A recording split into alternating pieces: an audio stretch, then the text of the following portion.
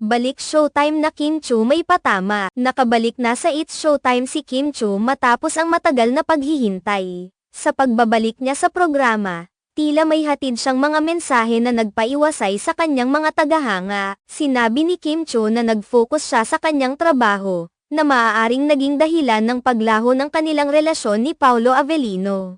Ito ang pahayag niya, nag-focus sa trabaho, kaya ang pagmamahalan nila ay tuloy ang naglaho. Ang pahayag na ito ay agad na umani ng iba't ibang reaksyon mula sa mga netizens. May mga nagbigay ng kanilang opinyon, samantalang ang iba naman ay nagpahayag ng kanilang pag-aalala at suporta para kay Kim Chiu. Sa mga reaksyon ng mga netizens, marami ang nagtanong kung ano ang tunay na dahilan ng paghihiwalay ni Kim Chiu at Paolo Avellino. Hindi naman direktang tinukoy ni Kim Chiu ang mga dahilan, subalit ang kanyang pahayag ay nagbigay ng ilang impormasyon na maaaring magbigay linaw sa ilang aspeto ng kanilang dating relasyon. Ang pagbabalik ni Kim Chiu sa It's Showtime ay isang mahalagang balita sa industriya ng showbiz.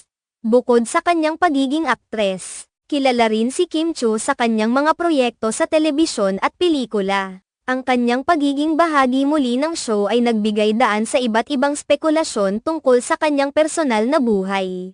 Partikular na sa naging relasyon niya kay Paolo Avellino. Bilang isang kilalang personalidad sa showbiz, hindi may iwasang maging sentro ng pansin si Kim Chiu. Sa kabila ng mga haka-haka at spekulasyon mula sa mga netizens, nananatiling pribado ang karamihan sa personal na buhay ng aktres. Bagamat may mga pagkakataong lumalabas ang kanyang mga pahayag sa publiko, hindi nito lubos na ibinunyag ang lahat ng detalye ng kanyang personal na buhay. Sa panahon ng social media, ang mga personalidad tulad ni Kim Chiu ay madalas na sinusubaybayan ng kanilang mga tagahanga. Ito ang nagbibigay daan sa iba't ibang reaksyon at opinyon mula sa publiko sa bawat kilos at pahayag na kanilang ginagawa. Ang mga pahayag na tila may patama tulad ng kay Kim Chiu ay agad na nagiging usap-usapan at paksa ng diskusyon sa online platforms. Sa kabila ng mga pagbabago sa kanilang personal na buhay, nananatili pa ring mataas ang respeto para kay Kim Chiu bilang isang propesyonal na artista. Ang kanyang dedikasyon sa kanyang trabaho at ang kanyang patuloy na pag-angat sa larangan ng showbiz ay patunay ng kanyang kakayahan at determinasyon sa kanyang propesyon. Sa huli,